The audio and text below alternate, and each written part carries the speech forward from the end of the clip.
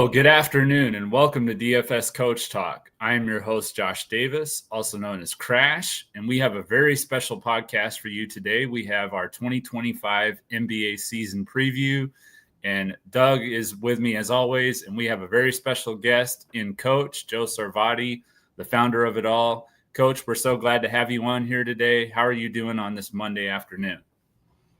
Doing great, Crash and Doug, and it's great to be with you guys. Love the work you guys do. I listen to you for all the sports, and really proud that you guys have done such a fantastic job of carrying on the DFS Coach Talk name and everything that we put out there. So great to see you guys, and you know NBA is my cup of tea. So I'm very excited and really looking forward to giving our listeners a good preview and some insight on, you know, where they can look for some strong NBA plays this year. Absolutely. Well, if you are new to the channel, we would love to have you join our channel on YouTube. You can give us a like and then hit subscribe. After you've done those two things, hit the alarm bell. That will let you know when our newest podcast has gone live. If you're new to DFS Coach Talk, we would love to have you join us in our Discord. We have a very family-oriented and encouraging community of sports enthusiasts in our group. So we'd love to have you join us. We have memberships that start as low as $4.99 a week. And Coach, we can go ahead and get this thing started. We'll just start going team by team. Give us a little bit of an outlook of each team and what you think they're going to do this year from a DFS standpoint and just in general. So we'll go ahead and kick it off. It looks like we're going to be starting with the Atlanta Hawks. Yeah, absolutely. Sounds good. And there's so many changes and moves this year. It's unreal how many people have moved around and how many injuries that are guys are going to be out for the season. So we're just trying to touch on some of the starting lineups in depth and who to look out for and, you know, the ups and downs, because as always in DFS, you can really do well that first 3 to 4 weeks of the season if you have an edge, because it takes everybody a while to catch up and get their sims working and all that stuff. But if you have some good insight early on, as Coach Talk for years, we've always been able to get out in front of it and build a nice pot of cash beforehand. So exciting to look at the Atlanta Hawks first, because they're going to be one of the up and coming teams. A lot of people picking them very high across the board. They did their biggest splash was picking up Nickeil Alexander-Walker from Minnesota, which will really solidify their defense. And you know, with Trae Young in place and all of the new players, you know, that they're looking at with Dyson Daniels, the rookie Frenchman, Risa Shea, I think that's how you say it. Risa Shea, there you go. Risa Shea, yep. Yep, and then Jalen Johnson coming back after missing a good chunk of the season, injured last year, and then with Porzingis. And then again, like I said, Nickeil Alexander-Walker off the bench. Okongwu now gets to come off the bench. Luke Kennard. They're deep, and defensively they're going to cause trouble for people.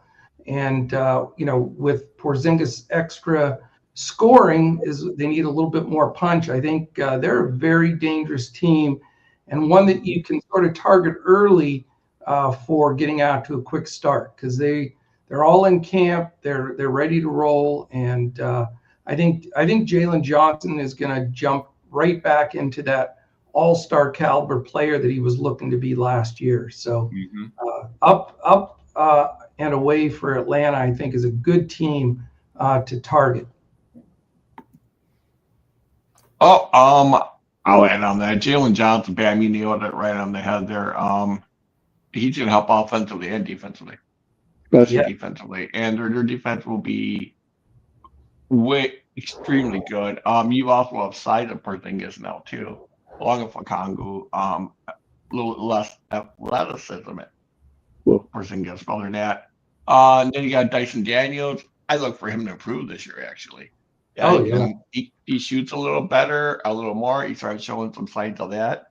He improved all year last year. I made a lot of money off of him last year. So yeah, you did. I remember that. So did Clint Capella? Did they let him go then? Yes. Okay. Yes. He's moved on down the road. So they're going to be a completely different team. And I think, as Doug said, I think defensively is where they're really going to show some improvement. Just having Johnson back, Dyson Daniels could be a first team all NBA defensive player. And then Porzingis with the block shots and a fresh Kongu off the bench. He did a lot better when he was backing up Capella because he was fresher, played in spurts. Yeah. When he got forced into that starting lineup, he's decreased a little bit in efficiency. But I think you're going to see, again, it's a good team to target early on. Yeah, I'm at number 3 in the Eastern Conference right now. Nice. Number 3 in the Eastern Conference. Okay. All right. Who is next? Next, we go to let's see here, Boston Celtics, I believe. Yeah, Boston Celtics. All right, let me click on the right one. Depth chart.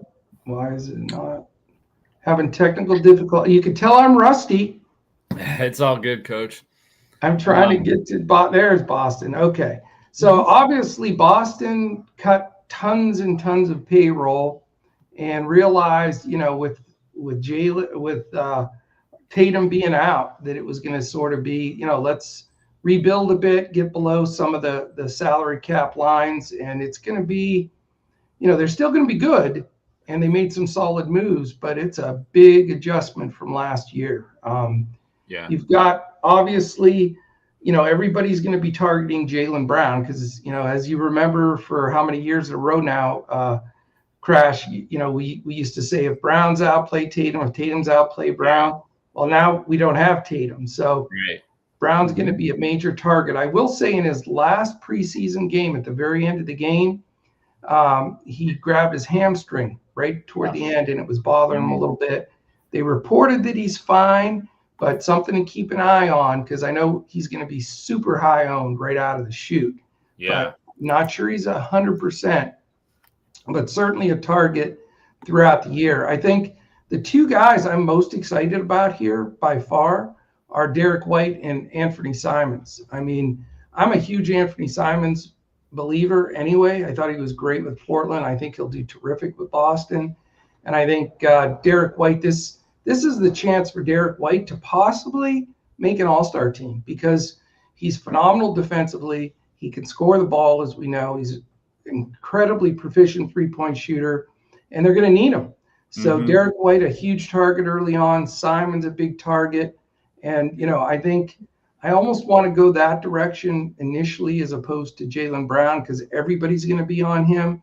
But a healthy Jaylen Brown is always going to be solid. It's after that, guys, where I think it's going to be a real crapshoot. I mean, between Sam Hauser, Queta, Pritchard, Boucher, who they picked up, they still have Xavier Tillman and Luka Garza. All of those guys, I would be hands off initially. Yeah. I think, you're going to get some of those guys to step up. I know, I think a lot of people are counting on Pritchard to all of a sudden be a star, but, he still has White and Simons in front of him and Hauser and Brown. And so I would say, it's a wait and see for a lot of those guys. But somebody's got to step up, especially on the interior. What I would do is initially target bigs against Boston. I think that's going to be a big problem for them trying to stop bigs inside, especially teams. Can you imagine like when they play the Spurs and they have both bigs in there, 7'5" and 7'3", going against, skinny Boucher and Queta, and so that my advice on Boston is Derek White, Anthony Simons, make sure Brown's healthy, and then target bigs against him. Target bigs against him. Okay. I think that's a good point. It looks like they're going to have Hauser and Queta in the paint. So that's not a lot of size. I mean, Queta's big, obviously, but like Hauser is not really, he's like a shooting guard, small forward more than power forward. So, exactly. And out of all of you mentioned, Garza is a wild card, but I think Tillman can do a 10-10 if he gets up there. Any injuries, Boucher always gets hurt. Hauser always gets hurt. Queta, he can get fouled, 3 fouls in first quarter, and he's out of the game for true. You know, and I Tillman's going to be the veteran. He'll probably fill in a lot more than people are expecting. They're completely exposed at power forward and center. And teams are, you don't have to be a center coach as you're seeing, or Josh. There's no center. Yeah, it's going to be interesting. No power forward either. And everybody's predicting Celtics 4th, 5th, 6th. Every team that has a center is going to enjoy beating the Celtics this year. Yeah, for sure. Why they have to shoot and shoot and shoot and make all game long. Mm-hmm. And they don't have the defense they had last year either. And defense, Pritchard defense, Anthony Simons defense, Jaylen Brown defense, Alder defense, Queta, Boucher, defense. White's the only one I see is average and defense or better. Yeah. No, that's true. That is true. They're not going to be anywhere near where they were. If they were in the West, I don't even think they'd make the playoffs. The West is not even close. They wouldn't even be buried. Yeah, the West is like 4 times better than the East. But even in the East, guys, even though they're getting picked 3rd, 4th, 5th, I see them more like 8th, 9th. You know, playing maybe. Maybe if they're lucky. Yeah, it's gonna be a different year for them for sure. Okay, look at the roster real quick one more time. Boston is very important to me.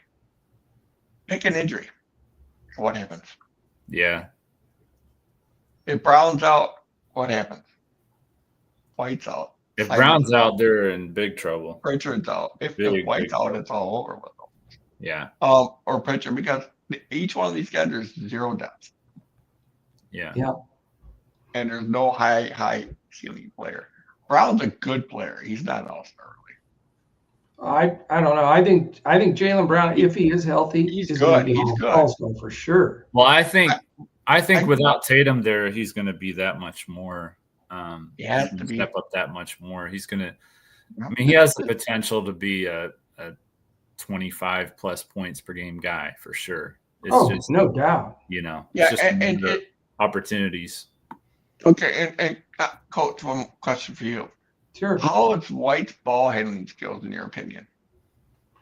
I think they're good enough. I don't think he's outstanding ball handler, but I think he's, he can get it done. I mean, these days, it's not, like point guards have to be fantastic ball handlers. If they have decent vision and they can shoot the 3, it seems like you can play point. I mean, Cooper Flagg might be playing point for the Mavs. So it goes to show you that, if you have a decent enough handle, I think you can get it done. I mean, let's face it, Jason Tatum isn't a prototypical point guard anyway. Mm-hmm. I mean, his handle's good, but it's not great. Right. The thing with White is he's pretty efficient. He's smart. So that'll help him. But I think he'll be sufficient. So Drew Holiday's ball handling skills and defense won't hurt him at all? Drew Holiday, Drew Holiday's in Portland. So if Drew Holiday was there, it'd be a different story. That's for sure. But he's not there, right? No. Drew's in Portland. So it's Derek White's show to run and Peyton Pritchard. A lot of pressure on him. Yeah, it really is. It's kind of, surprising in a way because like Derek White was almost like the 6th man there for a while, and now he's the main guy besides Jaylen Brown. So I like White. I do. Yeah. Oh, he's terrific. I mean, he's a defensive stopper too. I mean, he's going to be their second best player on that team. There's no doubt in my mind. Oh yeah, for sure. Unless Simon steps up, I could see Simon stepping into that role too. I hope so. Yep. I like them. All right, let's look at Brooklyn. Oh, God. Do we have to? I was going to say, this will probably be a pretty quick outlook on them. Michael Porter Jr., though, that's the key addition that stands out to me. It's a real different role for him. He has the opportunity to be one of the main guys there. So how do you think he's going to fit into that role? Well, if you remember, since he came into the league, I've never been a Michael Porter guy. I know. I know he was on that championship team and he hit some big shots. He's just not my kind of player. I don't like his makeup on the floor. I think he lets up sometimes. I think, he defends when he wants to. Yeah. Being the man there, I think they're just a horrific team. I think they're probably the worst team in the league. I mean, but he's got to score. So is he going to be DFS viable? No question about it, because process of elimination. Right now, it looks like the rookie Igor Demmin being the starting point guard, he's going to have 5,000 turnovers, but they're going to give him the ball. Cam Thomas will shoot when he gets it in his hands. Terrence Mann on a given night can be okay. And then Porter and Claxton. But Claxton is one of those guys that if he doesn't have talent around him to get him the ball, isn't that great? And then even if you look at their bench, it's awful. I mean, Zaire Williams, Noah Clowney, Day'Ron Sharp. I mean, they are really bad. So I would say I'm even scared to target against them early on, because I think against good teams, they're going to be down 30 in the third quarter a lot of times, and they'll rest some of their guys. So for me, especially the first month of the season, I'm going to be Xing through Brooklyn and who's playing Brooklyn a lot of the times, just because it's such a disaster. Yeah. Yeah, that is the key. I mean, NBA can really ruin a night with a blowout. That's for sure. So yeah, and I would say they're playing for a draft pick for the first pick overall, but they traded that away already. Oh, yeah, they sure did. The next 2 years, their first round pick, they don't have the rights to. Well, we said we'd be brief, so we can move on to Charlotte. That's all I got to say. Yep. Yeah, they're awful. Yeah. So we got Charlotte, LaMelo Ball. You can tell I'm not in basketball mode. I'm not in basketball mode yet. LiAngelo. You should say LiAngelo Ball. Yeah, yeah. At least I didn't say a baseball player or something. So, they're the Charlotte Hornets. I mean, they're going to be the Charlotte Hornets. They're always, they're just not that good. But I expect monster year from LaMelo Ball if he stays healthy. Obviously, always a guy that could be a key to your lineup. The fact that Brandon Miller's back and looks great in preseason, another guy that's way on the way up. The guy that I really like, though, and I find myself playing him a lot, is always Miles Bridges, because he never misses games. He can shoot the ball. He scores it. He rebounds. And when he has a good game, he ends up being a slate breaker sometimes, because he can throw up 26 points, 12 rebounds, and some blocks and steals. So I think Miles is a really good guy. And then obviously the wild card on that team's Con Knippel, the rookie from Duke, who's decent. I think he's going to be good. A nice little NBA player, not a star, but he can shoot the three. He's got a great feel for the game. I think he's going to be fun to watch. And, you can spot start him if he's priced right. Sure. The guy that's, I think, somebody to keep an eye on this team is Colin Sexton. They picked him up, and we all know he can score. And I hear something in the background, or am I hearing things in my brain? Oh no, my computer decided to play the dunk count we're looking at. Oh, gotcha. No worries. Video. I just muted it. We're good. You're fine. So Colin Sexton, somebody to keep an eye on. Diabate at center, is going to be okay. But again, this is a team that I think you're going to be able to attack in the paint. So another one of those to put a circle around to play bigs against them. And, and they may stay in games just with, Ball, Miller, and Bridges scoring. I think they're going to have a little bit better chemistry this year. And if they stay healthy, I don't think they're going to be good, but enough that you can target their games, because they're still not a good defensive team by any stretch. So, Charlotte will be highlighted on my board a decent amount to play against them, and then spot picking Ball, Miller, Bridges, and maybe even a Knippel if he's cheap enough. Yeah, they definitely have some high-scoring games, that's for sure. I can see why I'd want to play against them. Brandon Miller really stepped up at the end of the year last year. I was impressed with how he finished the year last year. He was playing well. really well. He missed like the last 20 games or something, injured. But before that, he was starting to look like a possible all-star down the road. He was better. There's a lot of people that criticized Charlotte for taking him over Scoot Henderson, and it ended up being a great play. I think Brandon Miller is 3 times the player Scoot Henderson is personally. Right. So, yep. I agree. All right, we'll move on to the Chicago Bulls.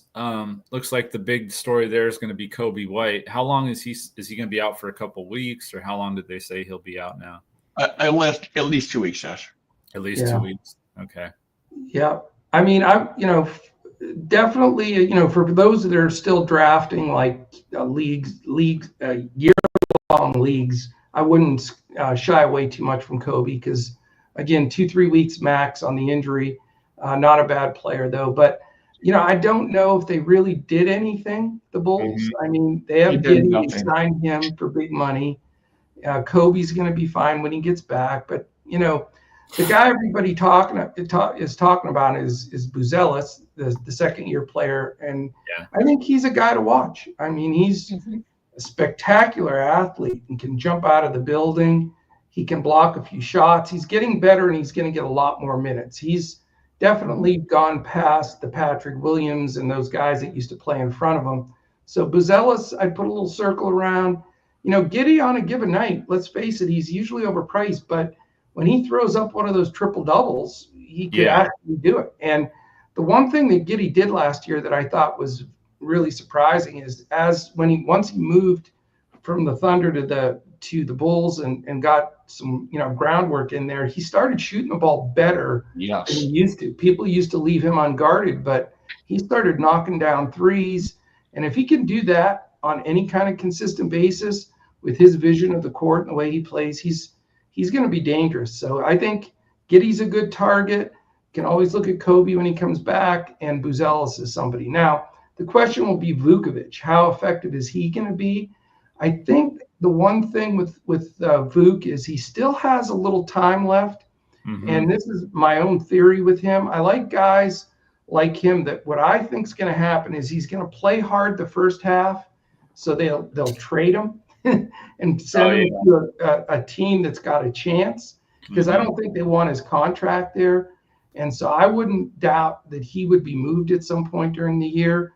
And a lot of times what you'll have is guys like that are going to play hard so that their stock goes up and they can move them to a team that's got a chance. So I would, Vuk's not going to be off my board, but remember, if you're taking that center spot with him, he's not going to get you a lot of blocks. He's not going to completely dominate the paint.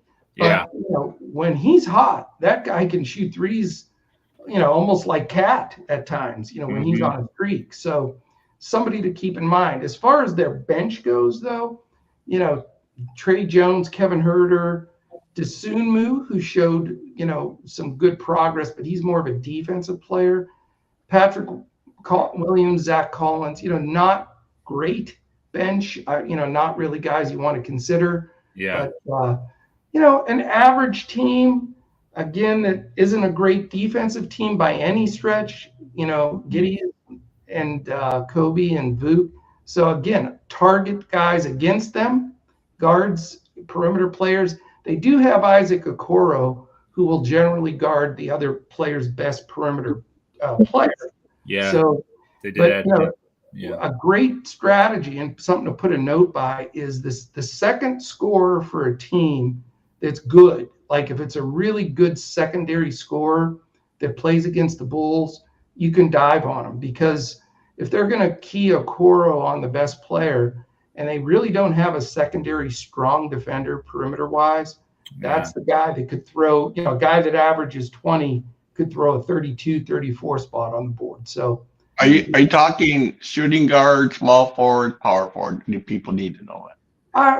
1, 3, 4. I mean, I'm talking pretty much anybody but just the center, and you can also play centers against them. But anybody that can play facing the basket against them, Okoro's going to guard the best guy. The next best guy, though, is like, for example, if they're playing the Hornets, this is where a Miles Bridges could really go off because, they'll put Okoro on ball and then, they really don't have a secondary option to really, take them. But they'll also have some trouble with interior as well because Vooch's not a shot blocker. I mean, he'll rebound, but he's not going to protect the rim a ton. So, good team to target against.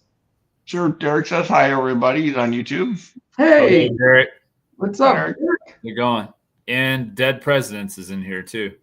Some old games, man. Yeah. Love you guys, man. I miss you guys. Yeah, for sure. So it looks like I know you said that they could trade Vooch. So do you think they could trade him back to Orlando? I was just kind of looking at the different teams and where it might be a fit. And I think Orlando could be a possibility. Alice. I mean, I think Orlando would be a great fit. I don't know if they want to take on that much salary considering, they have to empty the vaults for Banchero and Bain now. Right. Yeah. We'll get to them in a minute. We'll get to them. Yeah. So I don't know if they can really put, once you get over that second apron, man, it's, you're talking millions of extra bucks. So yeah, that apron makes it tough. All right, let's look at the Cavs. Looks like they got the same lineup as last year, starting 5 anyway.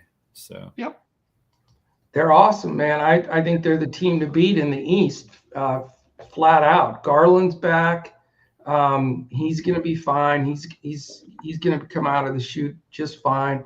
Donovan Mitchell, don't be surprised if he's in MVP chatter. I mean, that dude's insane.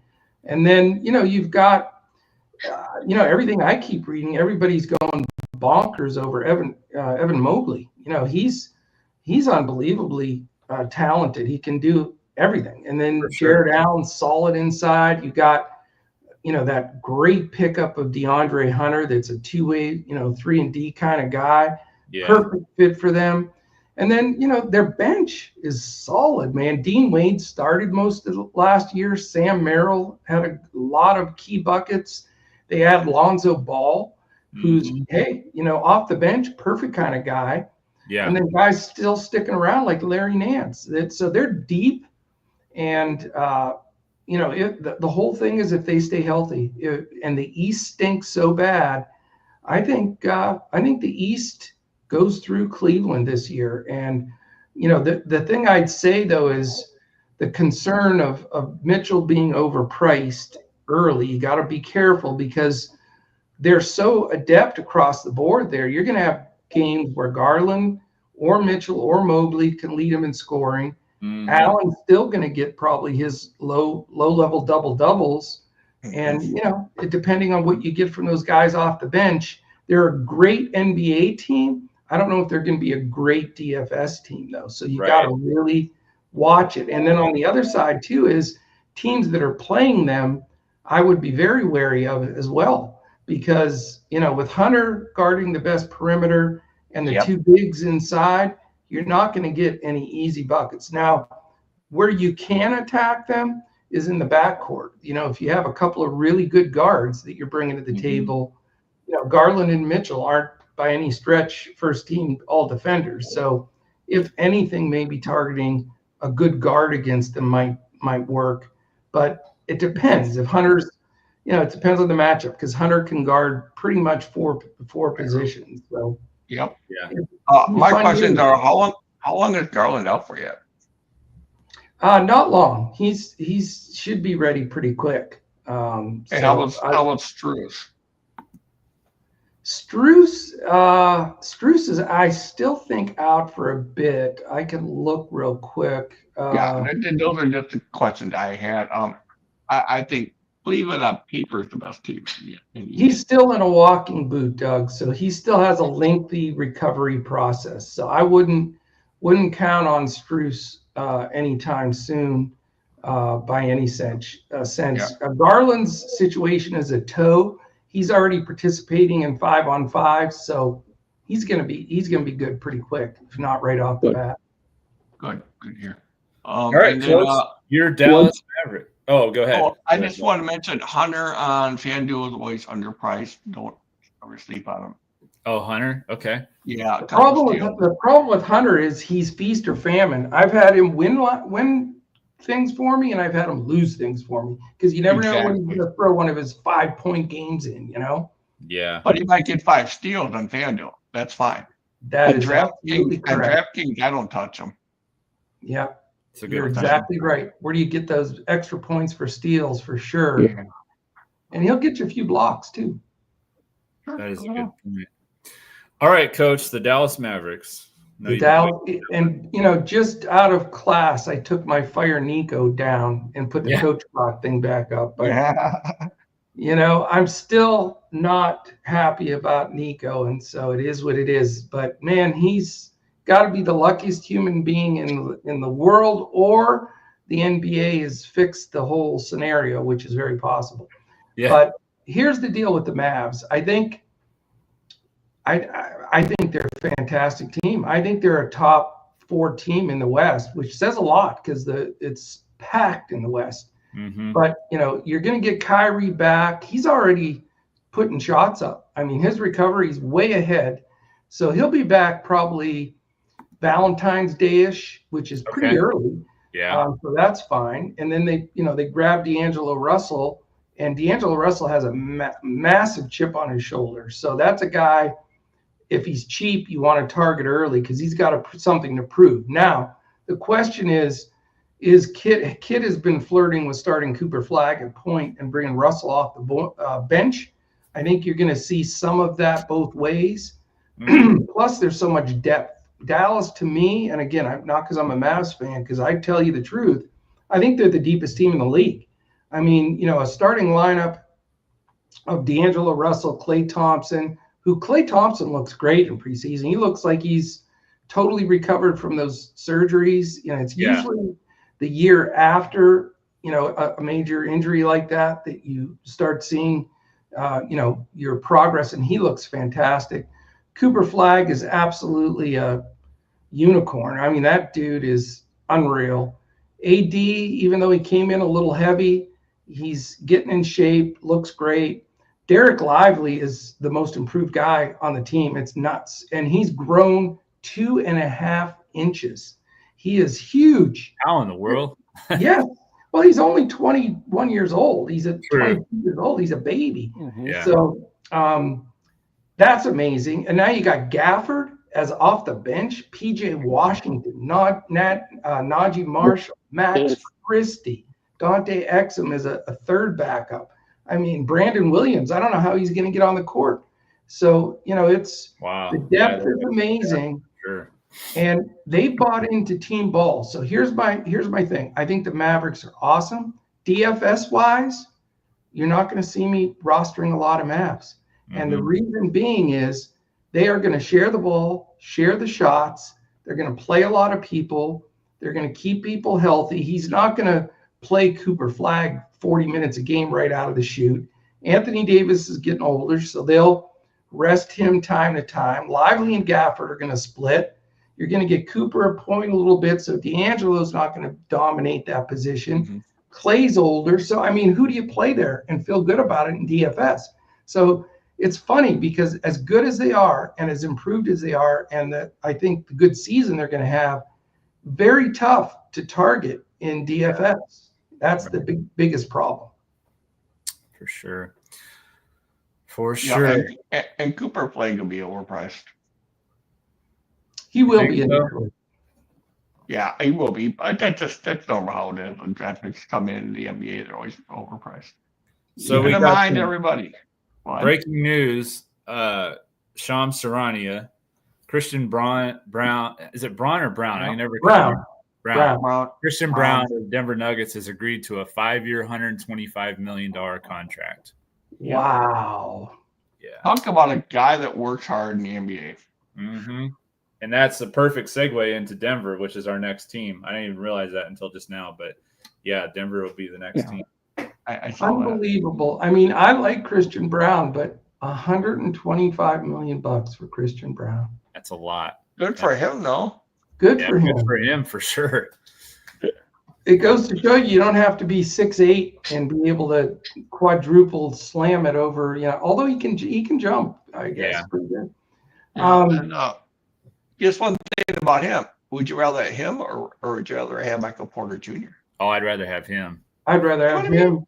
Yeah, and he's cheaper, I bet, still, isn't he? Yeah, I'd take him in a heartbeat. Any defense. Me too. That's a no-brainer. Yeah. Denver's the one everybody's picking in the West. It seems like they're getting tons of picks and attention, and it really comes down to if they stay healthy. I mean, they are good, and I think Cameron Johnson is a great fit for them. You talk about a real true 3-and-D guy. What a great pickup. If they're playing and healthy with Murray, Brown, Johnson, Gordon, and Joker, I mean, you got probably one of the 3 best players in the league in Joker, if not the best. Mm-hmm. And then good sound guys. They bring Bruce Brown back, which was a great move. Peyton Watson's getting better.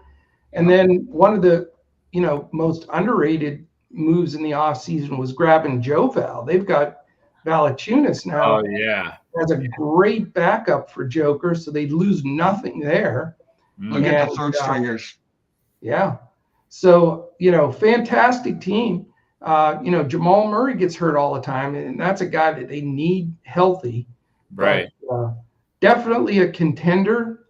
If you can afford Joker on any night, what a great way to start any lineup, obviously.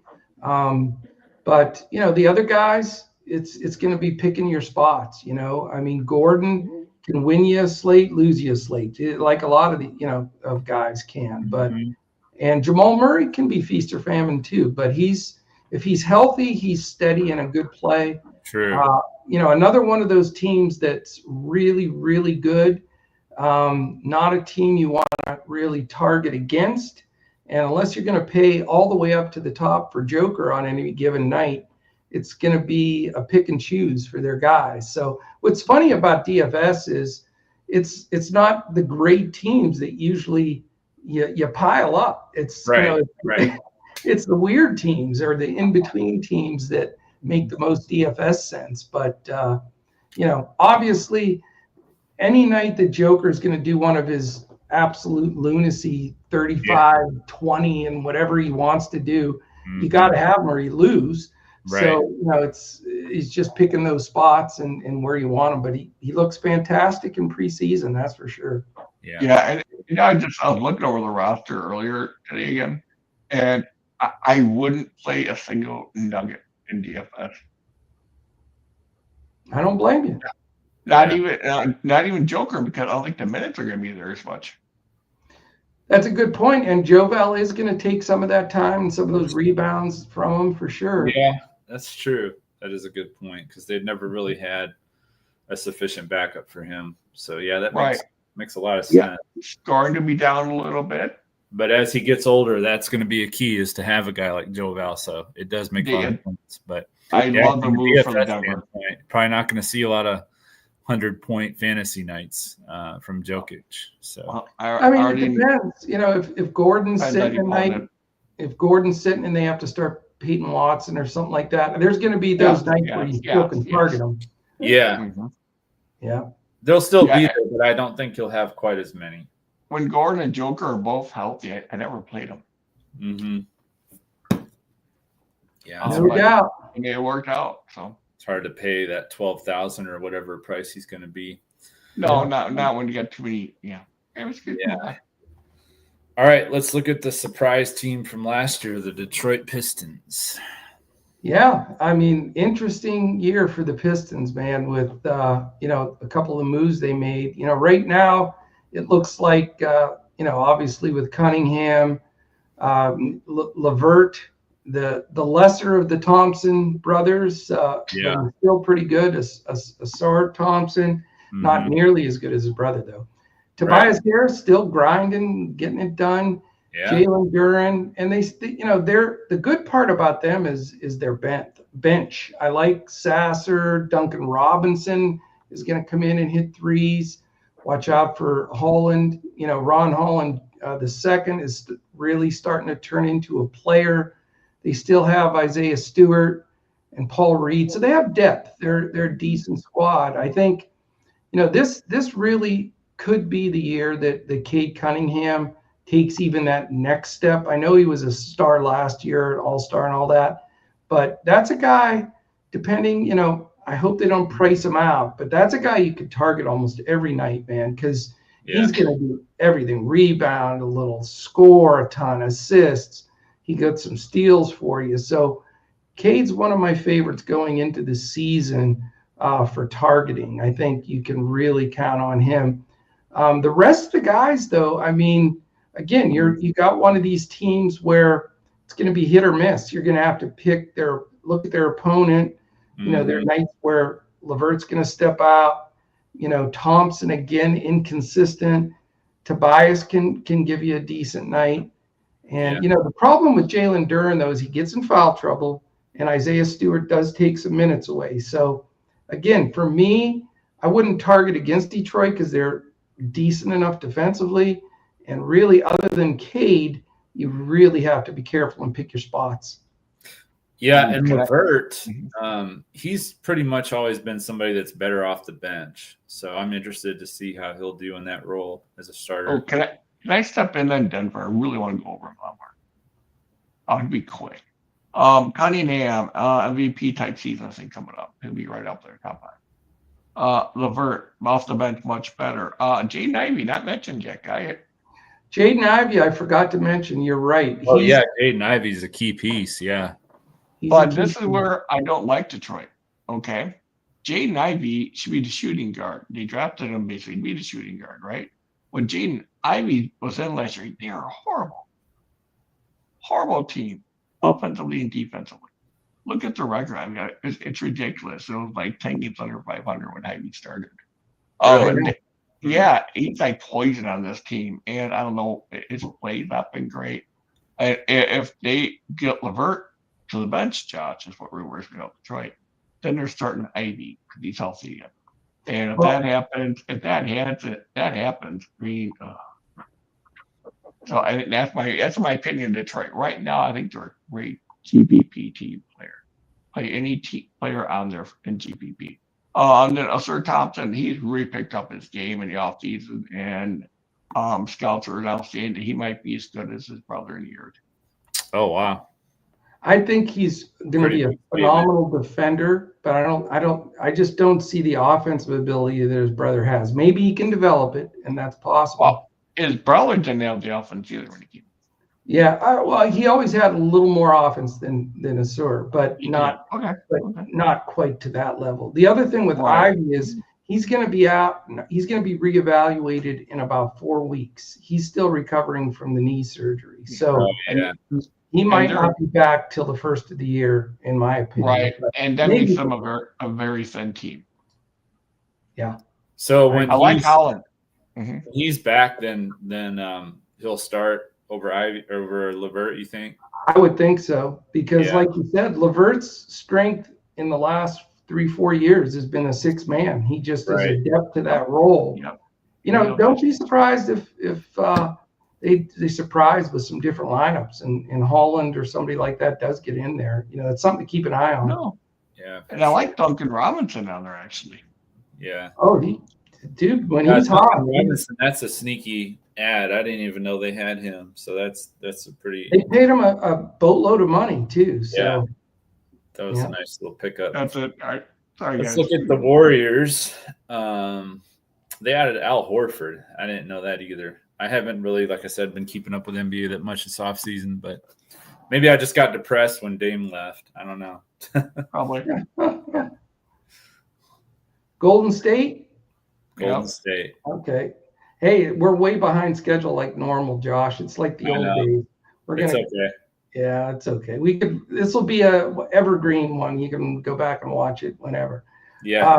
Golden State, Curry and Butler, does Curry have one last ride? I mean, a lot of people think, now that they picked up Horford, I mean, they are the oldest team in the league, though, with Curry, Butler, Green, and Horford.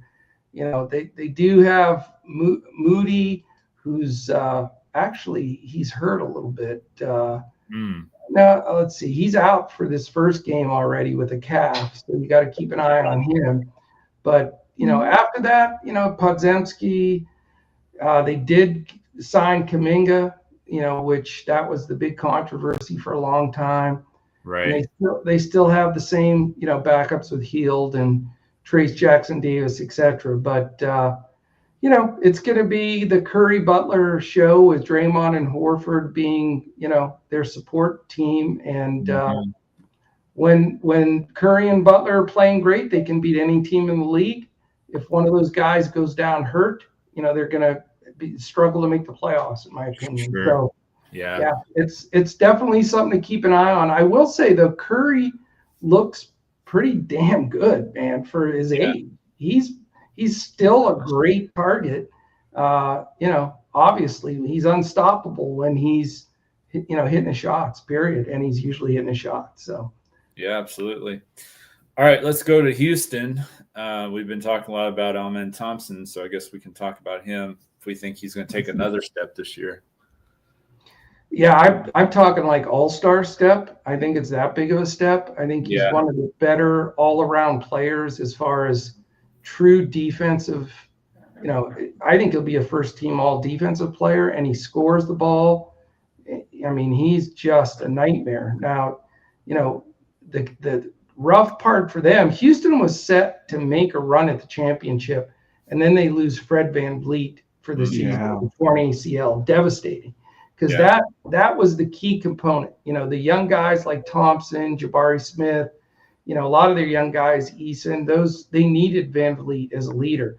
Right. Now it flips to a guy like Reed Shepherd, who's never really played meaningful minutes in the NBA. So how he steps up is going to be a key to whether Houston's good. But with Thompson, Durant, and Sengun, that might be one of the best three-headed monsters you're going to run against in the league.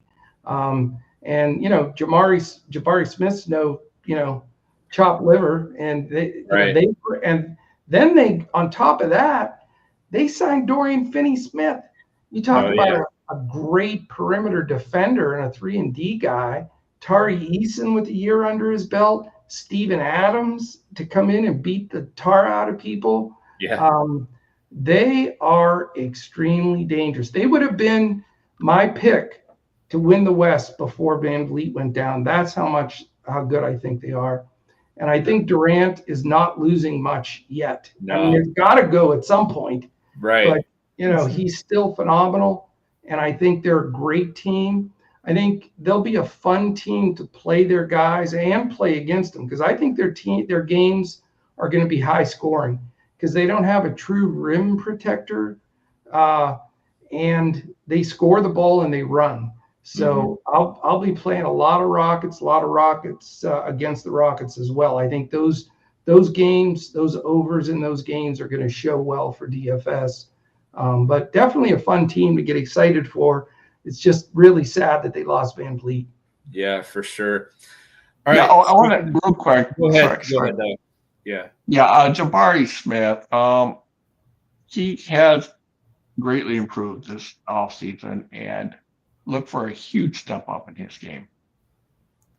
I agree. Play him early. He has a big offseason because they've already got Durant and Thompson and Sengun, like we were talking about. So that's going to be key to watch that. Yeah, I mean, offensively, he's looking better. He's put down a couple of pounds of weight. Muscle. Yeah. He looks sharp, very sharp. I'll play him right away.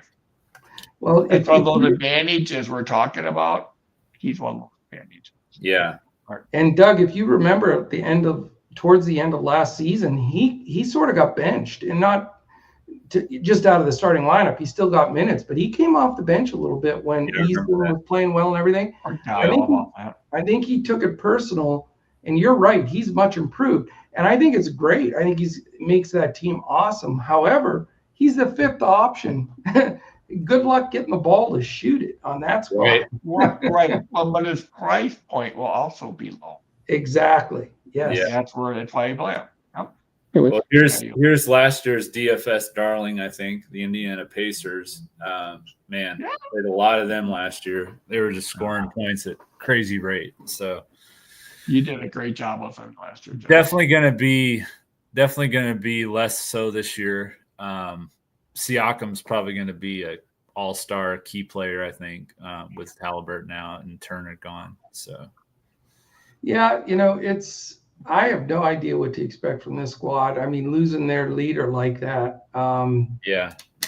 But I think it's a great team to target because I think what you said, Josh, is true. They're still not a defensive team. Right. So they're going to score and they're going to get scored on. So definitely a huge circle around the Pacers. I know everybody's down on them with Halliburton being out and everything, but DFS wise, Nembhard can light it up. Watch out for Naismith too, because Nesmith can score the ball. Siakam can score the ball. Mathurin is a real sort of physical freak himself. He can step up, and younger guys like Shepherd and Furphy, those guys are going to be improved. The question will be, how's their center position going to work? Yeah, they let Miles Turner go, which was insane in my opinion. And now you've got a combination of Isaiah Jackson, Jay Huff, and James Wiseman. Yeah. I mean, yikes. That's definitely another team to target the bigs against. Yeah, that could be a night where Jokic has one of those 100-point games against them. That's where you play Jokic. Yep. Yeah, absolutely. And then I want to do one more thing. TJ McConnell also going to be out 1 to 2 months. That totally takes away a lot on defense. And any depth they have. Well, is he going to be out for a while? Yeah. A couple of months. Hamstring, I think it is. Devastating because they needed his leadership with Halliburton going down. Sure. That's brutal. And that's a lot of minutes for these guys. A lot. Yeah. It's a severe hamstring injury. It may be 2 months. You know how those hamstrings are bad. So look at the depth chart. Quentin Jackson, 3rd string. He's all right. Out. Mm-hmm. Cam Jones, he's out 4th stringer. He got Ray J. Dennis, the 5th.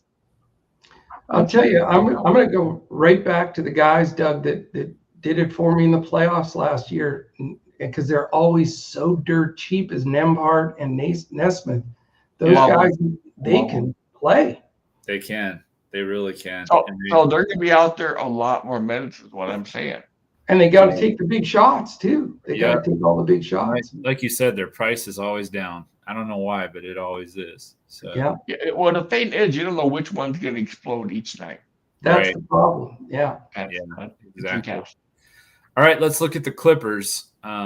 Looks like pretty much the same lineup. Well, they did make a couple moves there with Bradley Beal and John Collins. So yeah, I mean, everybody's high on the horse with James Harden, and I hear lots of Harden, Kawhi, and I understand it. I mean, they did add Bradley Beal, so that will take some shots away from those guys. But John Collins, a nice fit, and then Zubats really improved last year. So he did. That starting lineups can be terrifying at times. Harden, Beal, Leonard, Collins, and Zubats. Yeah, it's pretty. They're healthy and playing well. Not only are they're going to score the ball, but with Kawhi and Collins, they can defend too. So and Kawhi's healthier. It makes such a difference on that team. Yep. And then look at their bench, guys. Chris Paul, Chris Dunn, who started a bunch last year, Derek Jones Jr., who we know can come out and defend. Mm-hmm. They still have Batum, even though he's a million years old. And, Josh's favorite all-time player, Brook Lopez, is joined the parade. Yeah. And Bogdanovich, people forgot that Bogdanovich was still in the league. Right. So, they're pretty deep and they're good. They're dangerous. I think they're a playoff team. It's the problem is, like everything else, always Harden and Leonard are usually overpriced. So you've got Zubac's always underpriced last year. Yeah, I don't think he'll be as underpriced this year, but he may also lose some time to Brook. So Mm-hmm. Yeah, we'll see. This is one of those wait and see teams for me that I'm not sure I'm buying in on as far as DFS goes. I do think that they're a dangerous team though as far as the Western Conference. They definitely overachieved last year. I remember at the beginning of the year, everyone thought that they were going to be one of the worst teams in the league, but they definitely overachieved. So they did. I think they'll contend, and no one will want to play them in a. Yeah, they look like a pretty strong roster. That starting five anyway is pretty strong. I mean, we're so close to a changing of the guard in the NBA. All these guys we're talking about, the Hardens and Leonards and Durants. Yeah. I mean, they only have a year or two left. And Chris Paul's. I mean, these guys, we're almost about ready to. All these guys we played in DFS for the last decade and have been top plays. They're all about to leave. LeBron and everybody. It's a real changing of the guard year or two in the NBA. It's going to be a big different look. Speaking of LeBron, the Lakers are up next, so we can go ahead and touch on them real quick. Yeah, I think they have signed a long-term deal with somebody named Luka, I believe. I'm not sure. Is he a foreign guy, Doug? I'm not familiar with Luka, but this some salary dump guy. Yeah, salary dump. They had a guy named DeAndre. Two-way player. Yeah, exactly. A guy named DeAndre Ayton, who may or may not show up every night. Yeah. Well, we've got LeBron out until mid-November, so that's not that far. He's out probably 3-4 weeks. So everybody should just play Luka. I mean, the dude, we know he lost like 50 pounds. He's revenge for Dallas, and I think he's going to go absolutely ape, what. And so not because I'm a Luka Mavs guy. It's how do you get away from him early on? I mean, Reeves is a nice player. Rui's average. Ayton, we know, could be God knows what he's going to do. Yeah. But after that, it's like, who's going to score? Gabe Vincent, Jake LaRavia, Marcus Smart, Jared Vanderbilt. Dalton Connect. That's it. That's it. I mean, and Connect, they don't really believe that strongly in Connect. They've proven that over and over again. They traded him. They tried to trade him. Yeah. But he's just a catch and shoot guy. You can't do the. I'll just tell you, straight up. And again, this is not me being a Luka guy. I'm going to start most of my lineups with him the first month of the season because I just think they're going to need him to score 35 a game. Right.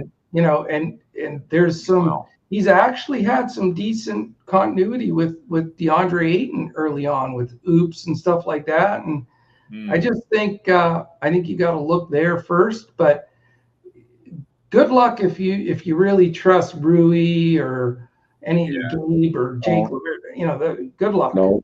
The only thing I'll be curious on this team is Austin Reeves early on. See how he'll do our scoring for fantasy sports. He's a great player. I think Austin's a great play. But again, if you notice toward the end of last year, he started getting overpriced too. Mm-hmm. Yeah. That's what I'm saying. Yeah, this price point will be the only thing they'll be looking at. Well, otherwise. Go ahead. Go ahead. Luka's going to be. I mean, he's going to be their whole offense for, like you said, the first month. It's all going to revolve around him. I mean, he was already playing that role a little bit in the playoffs anyway. I mean, he really stepped it up. I'm going to say one positive thing about Nico and the Mavs, and I never thought I would, but the fact that Luka finally lost the 50 pounds or whatever the hell he lost and got in shape and started playing at this level now, that does – I can sort of get the frustration from the front office of the Mavs. They've been telling him to do that since he was a rookie. And so it was possible. Granted, he was still first team all NBA when he was chubby, but look what he did. Why didn't he? If they would have never traded him, if he would have just gotten in shape. So there you go. So his back issues he's been having. He'll have much better season without those back issues if he can stay healthy. And stay in shape. So take all that weight off and see how much it helps you stay healthy. There you go, right there. Exactly. Yeah. Let's move on to Memphis. Yep, that's what I was gonna say is Memphis. Looks like they got pretty much the same lineup, from what I can tell. Yeah, Memphis is a hard one to figure, man. I can't believe they traded Bane, although they got an absolute. It's almost hard not to when they got such a boatload. It was like when Minnesota gave away everything to get Gobert. I mean, you almost had to make the deal, but I'm interested to see where this team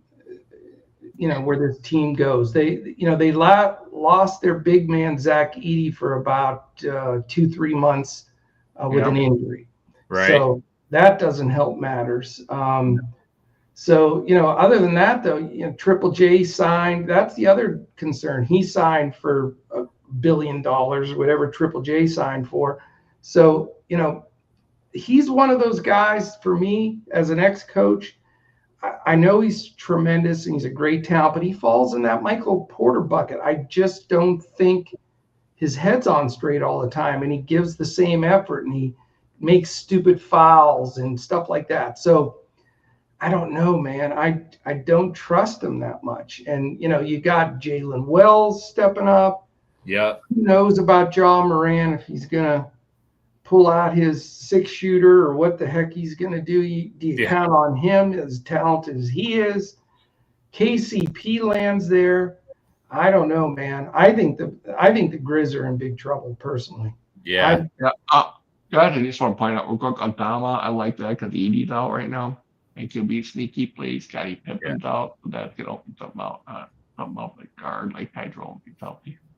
Hey guys, I apologize. I'm gonna have to run to the restroom real quick. I'll be right back. There's no potty breaks in. I know, right?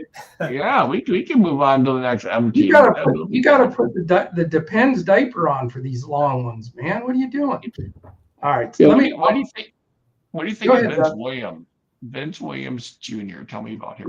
They have a lot of wild card young guys that are going to be fun to watch. Now, I will say they paid Santi Aldama a big chunk of change, so that's not a guy that I would steer from. If he's cheap, I like Aldama, but Vince Williams Jr. has potential. Gigi Jackson, lots of potential.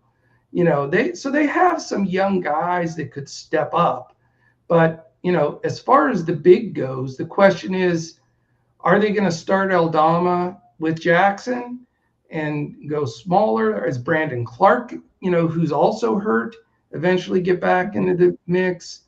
They have old Jock Landale that just seems to find a backup center role wherever he goes. I think they're in trouble, man. I am not sold on Memphis whatsoever. I think. No, I'm not either. No. Yeah, I think on the cheap, on a given night, you could grab a Jalen Wells or a Santi Aldama, and then you just have to see sort of where everything else filters out. I mean, if Ja Moran is ever going to really play to his potential, I mean, he could be a dominant player. I mean, now that he doesn't have to give up shots to Bane, and their team's a little bit different. I mean, he could end up being a breakout season for him. It really could be. We'll see. I'm not counting on it, though, neither are you. What do you think? Hey, wait, Miami Heat, or just move on to them? Say that again? Should we move on over to Miami Heat? Oh, yeah, we can move to Miami, sure. That's ugly. Let's move to the Miami Heat. Another team that's going to be an interesting transition. You've got we've got Tyler Hero out for quite a while, so that changes the deal there. They spent their money in the off season on Norman Powell, so as of now, it looks like Davion Mitchell, Powell, Andrew Wiggins, Bam, and then Khalil Ware. Khalil Ware's improved tremendously, though. So he's a nice guy that can, if he still stays on the cheap, can get your blocks. He's going to score inside, good rim protector.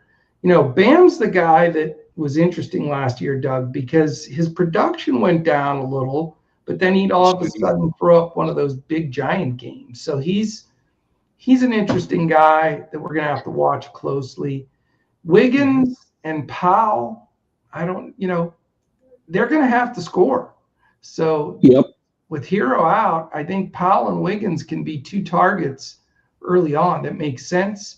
And then super cheap, Davion Mitchell might not be a bad play. The problem is he just can't shoot, Yeah, and that's why I had my notes about Bam, is that Bam, his shooting just disappeared last year. Yeah, I don't know what happened. It's like he's like Andrew Wiggins. I mean, they're almost identical. All these shooting. Don't score. Yeah, I think they Miami, have problem scoring. Do you think Miami's in trouble like I do? Yeah, I have them right on the play-in. That's where I am right now. Yeah, I have them barely in the play-in, if that, and that's in the weak East. Yeah, I could see them in like the 9 or 10 seed. I think probably around there. If that. Hero's out 4 to 8 weeks, so they're in a lot better shape. Yeah, and their bench is shaky.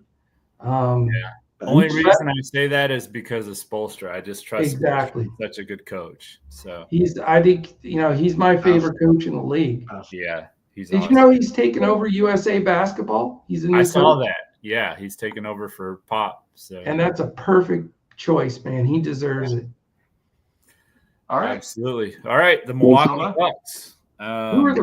I'm going to let you guys talk about the Bucks. You're the pro Bucks. Yeah, Josh, go for it, buddy. I like the Miles Turner move. Lopez we couldn't even put him on the floor half the season because he's so slow. He's a defensive liability against the perimeter. Of course, in the interior, he's always been strong. He still is, but in the interior, he was killing. Or on the perimeter, he was killing us. And Miles Turner specifically, we couldn't play Brook Lopez against. So it's nice to be on the other side of that equation. Other than that, I think they added some nice depth pieces, but, I don't know the star power besides Giannis, where they're going to get it from. So, yeah, I agree. Kuzma, we already know what Kuzma's going to be. Gary Trent, starting 5 like Kevin Porter Jr. Both teams probably a bench player. Trent, borderline either way. Kuzma definitely got to come off the bench on most teams. Mm-hmm. Then you have 2 starters. Giannis, you got Miles Turner. I mean, I'm a Bucks fan like you. Portis, one of the best big 6 men in the NBA. I feel like Sim's still on there though. But far as fantasy, Porter, Giannis, Miles Turner. Yeah, I think so too. I mean, they've been saying that Kyle Kuzma's had a good offseason and he's going to be a lot better and all this stuff, but I don't know. I hear it every year. Yeah, exactly.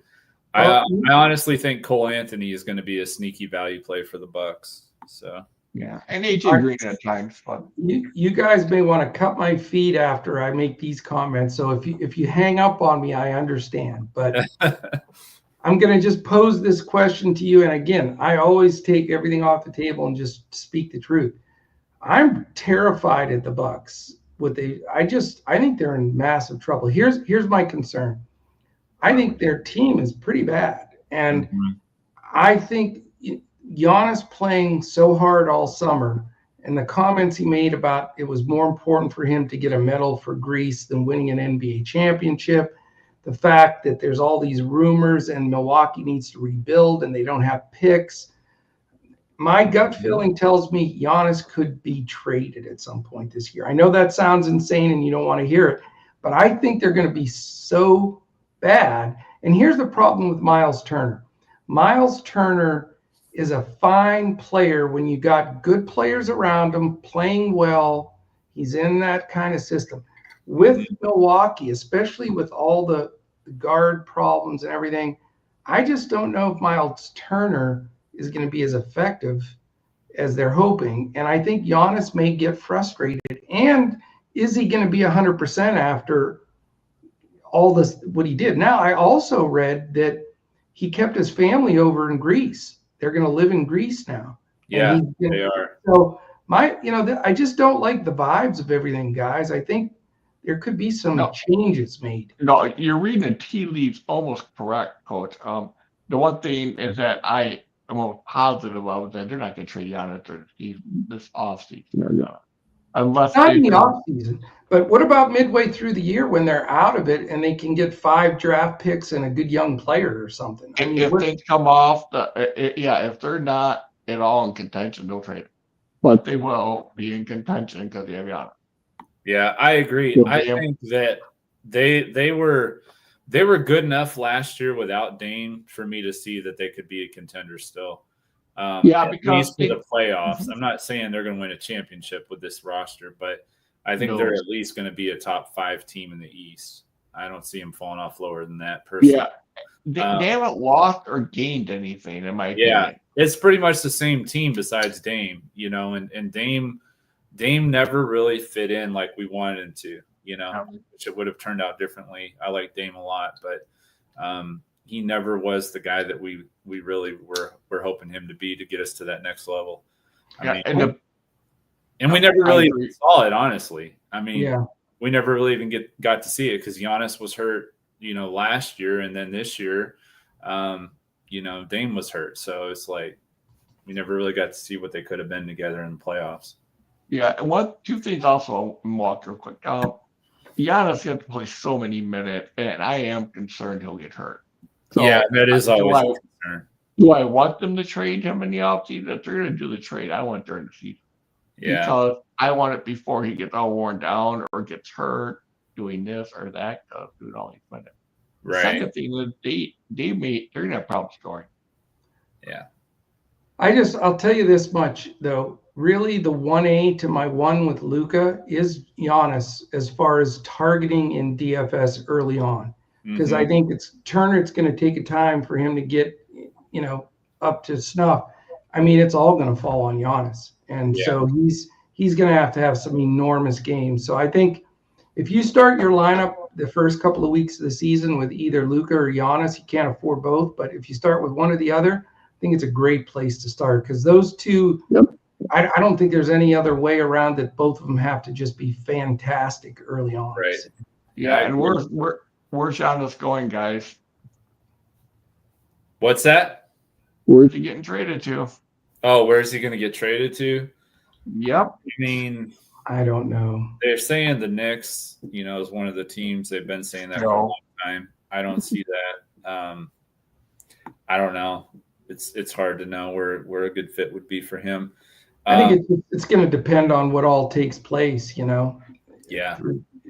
And we're coming up a 3-team trade. Yep. Go ahead, Minnesota. We're coming up on 2:30, so let's go extra quick on these last few teams. I do want to say hello to Payne Blank SM and Derek. I see him in chat, and I love those guys. I miss them, and haven't talked to them in a long time, man.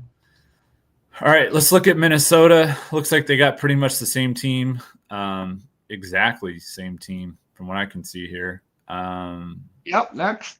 Yeah. I don't know. They're really one of the top teams. Well, my son Dawson thinks Minnesota is going to be the surprise team that's going to possibly get to the finals. I'm not convinced. This is going to be very unpopular, but I know he's spectacular, but I'm not the biggest Anthony Edwards guy either. Again, we're in that bucket for me of guys that do you really want to coach him? He gives me a stomach ache because I just think he's too emotional about things. I don't trust him completely. He's by far one of the most talented players in the league, but do you trust him to take you to a championship? And I just don't buy it. Mike Conley is, I think, my age. And, you got Julius Randle, Gobert.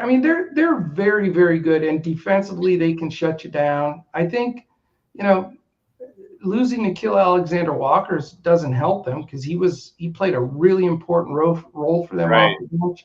They need Dante DiVincenzo to get back to himself. Yeah. And they also have a really good young player in Terrence Shannon Jr. who could play a pivotal role for them. They paid over $100 million for Naz Reid to come off the bench, which didn't make sense to me when you have Randall and Gobert. But I don't know. I'm not sold on this team. And I'm also not sold on paying top dollar for Anthony Edwards every night when he's still has Julius Randle, who wants to shoot. And, but maybe this is the year Ant becomes the superstar above, one of the best top 2-3 players in the league. But I'm going to wait and see myself, guys. Yeah, he's pretty 3-point dependent, and he had a lot of 30 to 40 fantasy point nights, and at his price, it's really hard to keep going there. So I get that. But that night when he blows up, you got to have him, Yeah, exactly. Yep. All right, let's look at the Pelicans. Looks like they added Jordan Poole. Looks like besides that, pretty much the same roster coming back. Well, you've got Zion in shape. I mean, he lost, he's part of the Luka Ozempic tour. I don't care what anybody says. Luka and Zion did Ozempic. I don't care what anybody says. They can lie all they want. Yeah. But Zion, if he's thinner and like he is and stays healthy, maybe this finally steps up. I mean, obviously another candidate to be traded, but because I don't think they're going to be super good. But Poole can score. Murphy, I love Trey Murphy. I think he's a terrific player. Zion, being healthy. Misi has turned out to be a decent enough center to get minutes and play him at times. They're going to need help off the bench from rookie, Jeremiah Fears, guys like Jordan Hawkins, Sadiq Bey. Herb Jones is going to have to be the defensive stopper. He was, in the first part of last year. Again, a team that's not really going anywhere.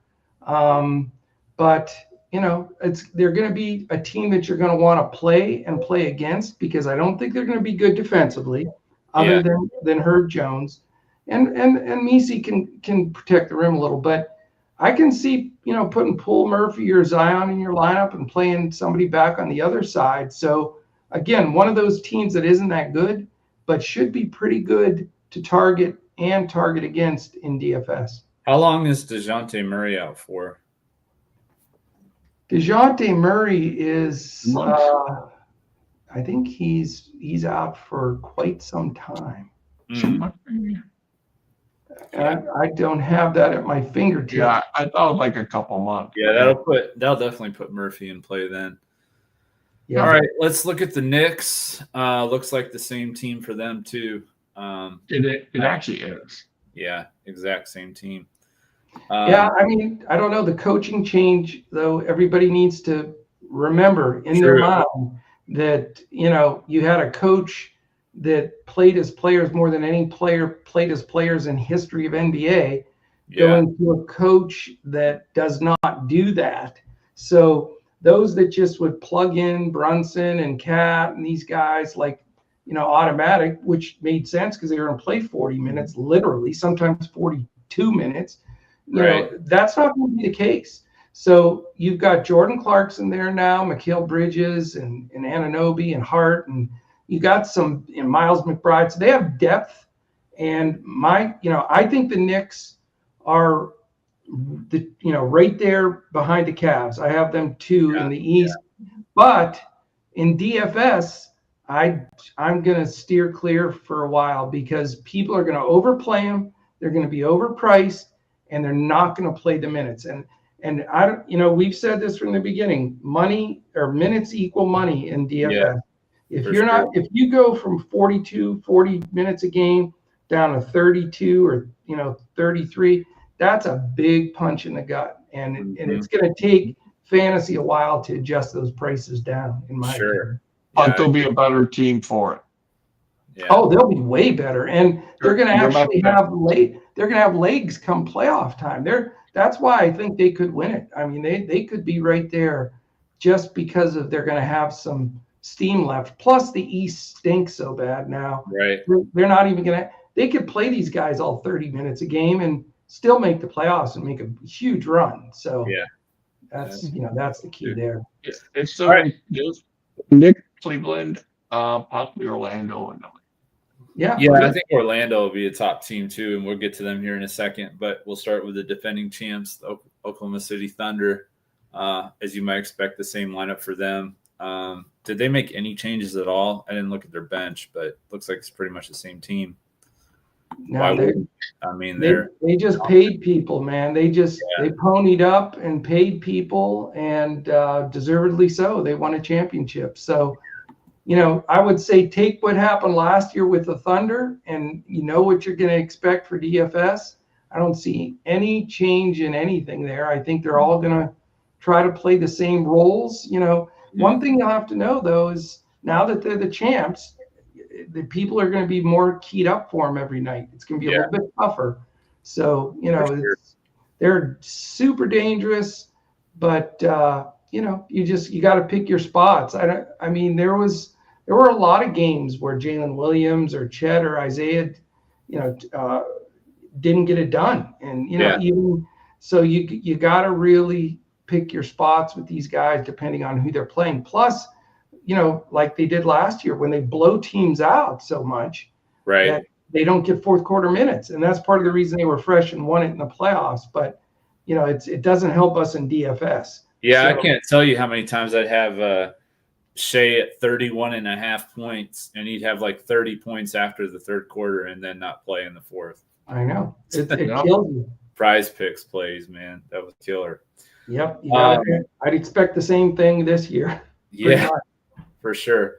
Orlando, as we mentioned, they added Desmond Bane. That was their big move. So, yeah, I love the team and coach. I think they're up and comers. They get Suggs back, who missed a chunk last year, with Bane, Wagner, and Banchero. My goodness sakes. They still need a center. Right. And they'll split between Wendell Carter and Goga. Jonathan Isaac's still there. They added Bane and didn't really lose anything, in my opinion. They're a dangerous team. And again, though, how Bane, Wagner, and Banchero are going to be able to share DFS points is going to be important because they're all ball dominant at times. So right, that's going to be something you have to watch because they're going to be a little overpriced. But looking at matchups each night, they're going to be in games and strong team, and they're going to score. So I think they're a really solid team that are going to be fun to watch. And like Doug alluded to earlier, I think they're a center trade away from being a NBA Finals contender. Yeah, I could definitely see that. Philadelphia looks like they've pretty much kept their same team intact, except for they've drafted VJ Edgecombe from Baylor. So Paul George is his health is going to be important to see. He did practice full again, so I think he's going to be ready to go pretty much right away. Embiid's ready to go. Maxi's ready to go. So, they signed Quentin Grimes finally. VJ Edgecombe looks like a perfect fit into their team and defender. Uber's back. Let's face it, if their main guys stay healthy, I can see them, 3-4 seed in the East without question. But that's a huge if with Embiid. What are you going to get with Embiid on, for a full season is always the wild card with this team. But I wouldn't sleep on them. Their first guys out, they got Kyle Lowry still, even though he's old, he's a good, solid guy off the bench to lead the younger guys. And, sure. I think I'm high on Philly. And I think on a given night, you can target a few of these guys. But again, are there enough shots to go around when Maxey, George, and Embiid is out there, and you're going to have Grimes and Oubre likes to shoot it. So again, there's a lot of sharing of the ball there, but I think they're going to be, a nice target if you can hit them in the right spot. I think so too. Phoenix. Oh, Embiid, real quick. He's just saying now that he motivated to play basketball this year. Oh yeah, he's never been motivated before. Yeah. So that everybody's exactly. Move on. I had to say it though because he said it publicly yesterday. Yeah, no, but that's funny. though. Like he would come out and publicly say, "Okay, now I want to play basketball." He's been in the league for what, 10 years? That has to be said. Yeah. That's why I wouldn't play him in DFS. Right. Other than occasionally for a GPP. I'm high on Joel, man. I think, like you said, he's got something to prove. Yeah, well, he's had something to prove for a couple of years. Well, he was MVP though. He got the MVP, and then he couldn't defend it because he just was out. So the bottom line is, to me, I have no problem plugging him into my DFS lineup if he's healthy and he's going to play. I'm happy to play him. I think he's a superstar that's for DFS. I mean, it wasn't that long ago when he won MVP. He threw up a few 100-point games himself. Yeah, so, yeah, for sure. Yeah, he had a couple of spike games last year too. I know. Don't count him out of the mix, and you're going to get him. Exactly. You're going to get him cheaper than Luka and SGA and those guys. And he should. He should, because he's not as good as they are. I don't know. On a given night, brother. On a given night. Yeah, on a given night, he can be. He can definitely put some. I agree with that. I'm going to email you all his stats when he has those big nights, Doug. And he'll have them. He'll have them. He will. All right, let's look at Phoenix. A lot of changes for the Suns. Oh my God, I know. I don't even know where to start. For Booker. So it tells you right away. Their starting five, projected, has 4 guys day to day and 1 out. Yeah. God bless you, man. Booker, Green, Ryan Dunn, Dylan Brooks, Mark Williams, Royce O'Neal. Grayson Allen. I don't think I can comment on Phoenix. I mean, take Devin Booker on occasion. I just don't want anything to do with this team, to be honest with you. I think they stink. How's that for any Phoenix Suns fans listening? Yeah, if Deb's watching, she'll be. Oh God, yeah, Deb, I forgot. Yeah. All right, we'll move on then. We'll look at Portland. Obviously, they added Damian Lillard, but he's not going to be playing this year, unfortunately. But he gets to. Looks like he's going to finish his career probably in Portland. Drew Holiday. And other than that, looks like it's pretty much the same cast of characters from last year. I love the Trailblazers.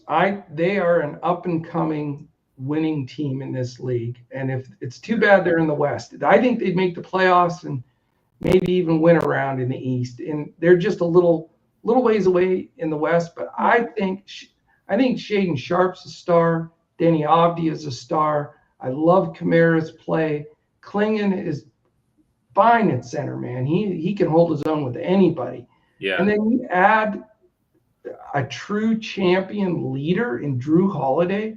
Right. I mean, you cannot ask for anything better than that. And then they have bench guys too. Mm-hmm. They have, people that have forgotten, Grant and Thibault and Chris Murray, and they've got some depth. And they've got guys, they started winning. If you looked at them at the last quarter of the year, they were beating teams and beating good teams. So I think this is a team that's going to still be cheap, that you can get on given nights, that's going to score. And they're going to give up a lot of points too. So you'll see my teams with Portland and people against Portland quite a bit. I think they are going to be one of the more improved teams in the league. And I think, the Sharp, Avdija's, Kamara's, Klingons, I think you could play those guys on any given night. I think they're really rebuilding, and they have more picks to come. Yeah. Henderson's going to be out for a while. He'll be back in the mix. Dangerous team. Watch out for them. I agree. I think they're a year away, and I love their defense. They are a year away, but they're getting there. And Stuart Henderson, I'm not hearing good things about him, so his return will just be fantasy relevant. Yeah. Yeah, he's going to be a little ways out. I saw that. Let's go to Sacramento. Yeah, this is a weird team, man. I mean, Dennis Schroeder had a phenomenal run this summer for Germany, so he's coming in. They paid him, so he finally got paid. But a weird team. I mean, you got Levine, DeRozan, Guys that are getting a little older, but all have talent. They signed Russell Westbrook. Yeah. They're getting older. Sabonis is hurt, but he'll be back. Keegan Murray's hurt. Sabonis will only be out like a week or two, so it won't be too bad with him. They have Malik Monk and Westbrook. I don't know. They have a huge payroll for paying Levine and DeRozan, all these guys, a boatload. So, does that mean that they'll be okay? I don't know. I would say they're going to be important in DFS on a given night to have the right guys you can plug in. The question is going to be, it could be Schroeder, Levine, DeRozan, Sabonis. And now that they have a little more depth with Monk and Westbrook and a few of the young guys and Drew Eubanks backing up Sabonis, and I don't know. I'm afraid of this team. They're the kind of guys that will beat you in a contest in DFS, but can also kill you. So it's a tough call, man. It's a tough one. Yeah, I agree. San Antonio. That's the team. I wish I was a Spurs fan, to be honest with you. I don't know. Realistically, even with Luka and Giannis, you got to talk about Victor as one of those three guys you take. Yeah. He's phenomenal. He's improved. He's healthy. He did the whole meditation monk thing, and he's like ultimately focused. They added more help around him. Dylan Harper is fantastic. Stephen Castle, fantastic. And they have De'Aaron Fox who will be back. So, my God, you put those guards with Wemby. What a phenomenal group of players. I think they're really going to improve. They need Fox healthy.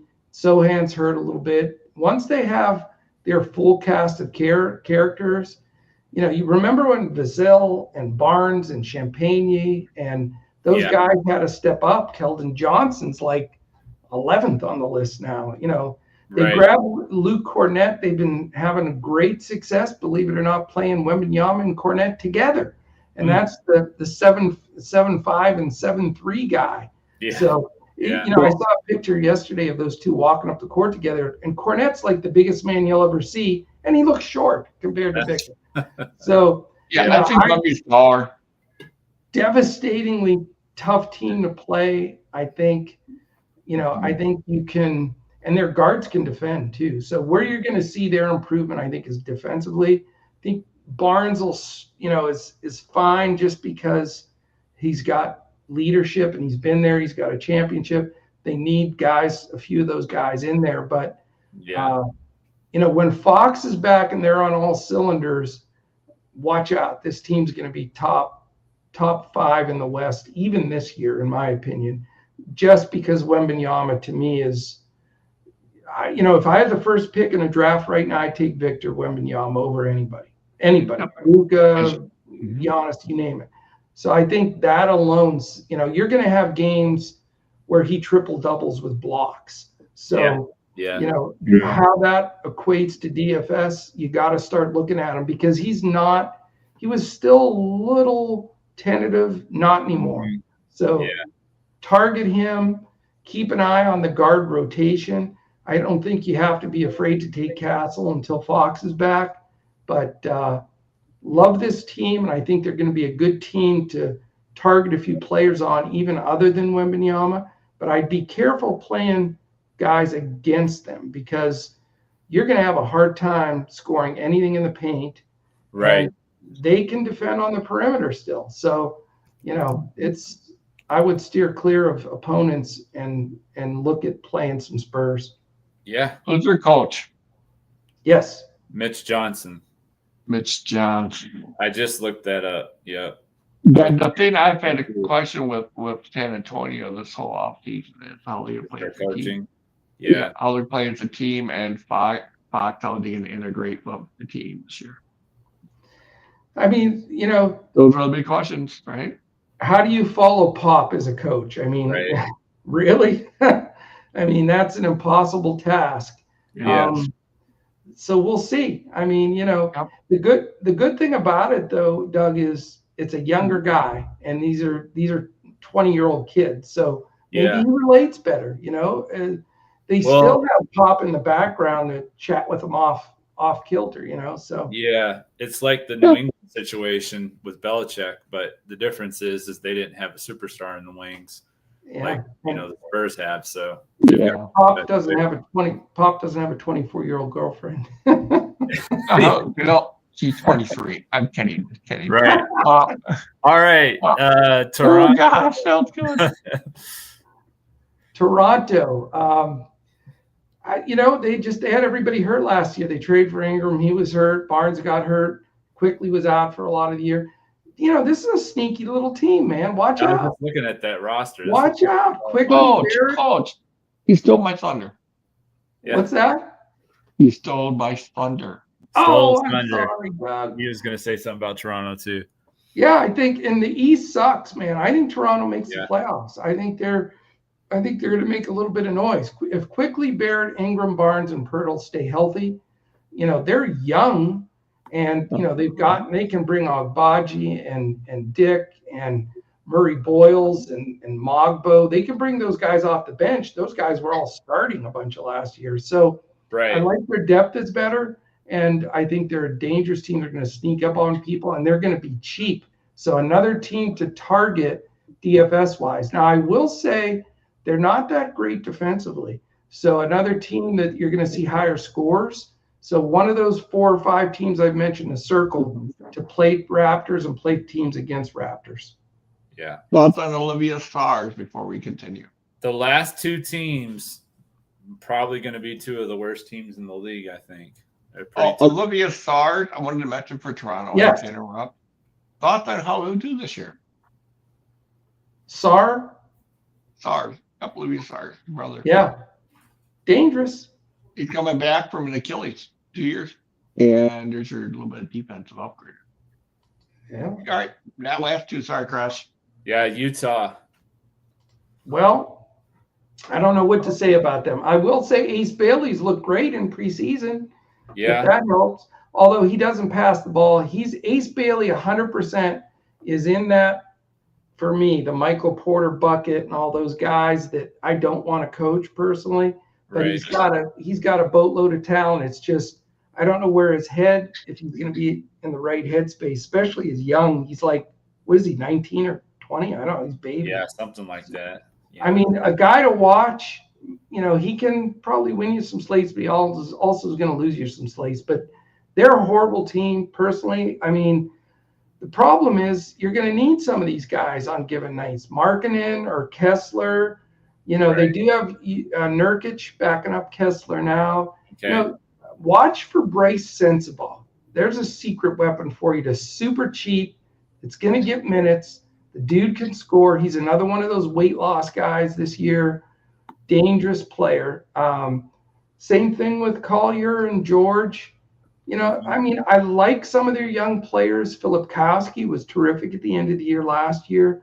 They'll have guys on given nights that are decent, but the problem is they're going to get blown out a lot, and they're going to probably rotate 10 guys. So sort of a nightmare for DFS. But if you pick the right guy on the right night, then you may hit something. That's another team that might trade Markkanen too, just to be aware of. Yeah, true. All right, we'll end it with Washington. Do we have to? All right, last one, and we only went over by like 2 hours, I think, but that's okay. Yeah. What do you say about Washington? Forever rebuilding. Poor CJ McCollum, how he ends up in Washington after this career, I don't know. God bless him. But, Bub Carrington shows potential. You got the CJ McCollum, Chris Middleton, and you got to be wanting to throw up the poor old Chris Middleton ended up in Washington. But, Koulibaly showed that he could start playing. Sarr started, can play. I personally the guy I think has great potential is Trey Johnson from Texas, the rookie. Okay. I really like that kid. I think he's He is a scorer. I thought he was a great pick where they got him in the draft. Yeah. That's the guy I'm going to take some early shots on. I just hope he gets enough minutes. But, they grabbed Cam Whitmore, who could be a nice ball player in this league. Mm-hmm. But then they have, Keyshawn George, potential. Corey Kispert's still there. Tristan Vukovic, a lot of people like. So they have some good young pieces. But you talk about a team that's going to get blown out a lot. I mean, they're just not good. Right. But I don't think they're as bad as a few of the teams in the league. I think there are teams worse. But, man, you got to really roll the dice and take gambles on some of these guys if you're going to play them. I would say if it was me, Coulibaly, Sarr, Trey Johnson, Cam Whitmore, maybe Bub Carrington would be guys you want to look at. But it's a tough call, no doubt. For sure. All right. I guess we'll go ahead and end this thing with predictions. You guys have predictions for the season? Of course. What would you, I can give you real quickly. I know we've been like 200,000 hours into this. Yeah. But I'll just for the viewers to know, right now the heavy favorite for the end, this is in Vegas, heavy favorite to win it is the Thunder, or plus 200, Cavs plus 650, Nuggets plus 650, Knicks plus 1,000, Rockets plus 1,400. Those are the top teams as far as who's going to win it. I will say, do you want my finals, Josh? Yeah, and then your MVP prediction. Okay. I am going to say the NBA finals are going to be the Knicks and the Nuggets. Okay. And I am going to take the Knicks. Wow. So okay. It's sort of off the board. I'm going, and I know Thunder and Cavs are fantastic. I'm terrified of the Rockets, but those are the teams that I would consider. But that's who I'd go with. And I know this sounds crazy and it sounds biased, but I do think Luke is going to get MVP this year. I think that's what he wants, and I think he's going to go out and get it. I'm going to say. Actually, go ahead, Doug. I think you probably know who you want to go with. So why don't you go ahead and go next? Next, Lakers. I'm kidding on the Lakers. So Knicks, okay. Knicks. Yeah, I'm going to him. The Knicks. OKC. Will be my predictions. I did write an MVP down. Just think. Wemby. Wemby. Yeah, if he's healthy, it'll be Wemby. Yeah. Joker's the favorite, by the way. I can see. Oh yeah, I can tell you that. But yeah, if Jokic, he's the obvious play. Yeah, but if Wemby gets him a good record, 45 wins, stays healthy, I think Wemby can win it. Yeah, I'm gonna say.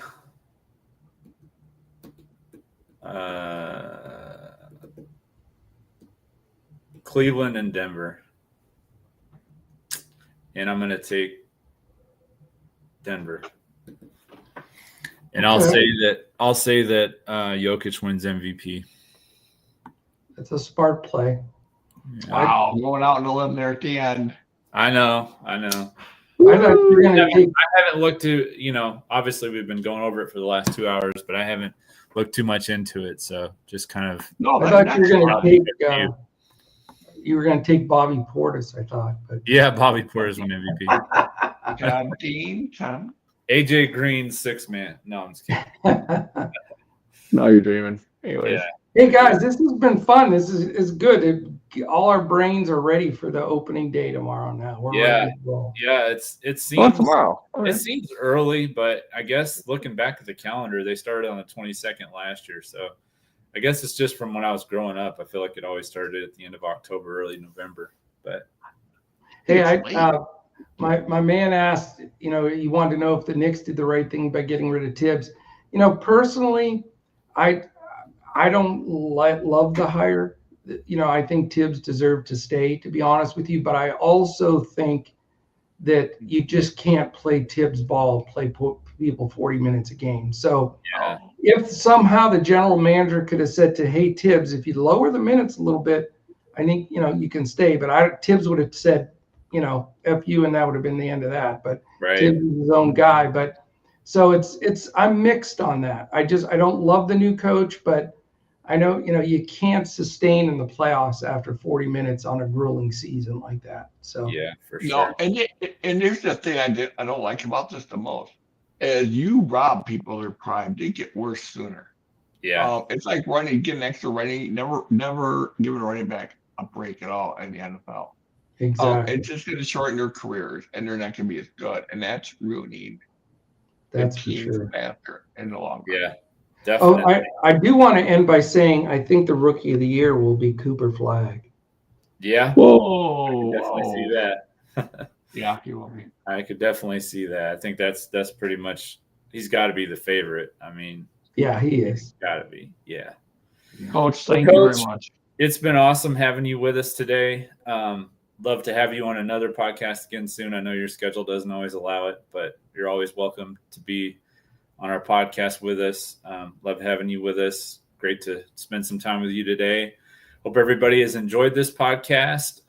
We'll be back on probably Friday or Saturday for our NFL podcast. So hope everybody has a great week.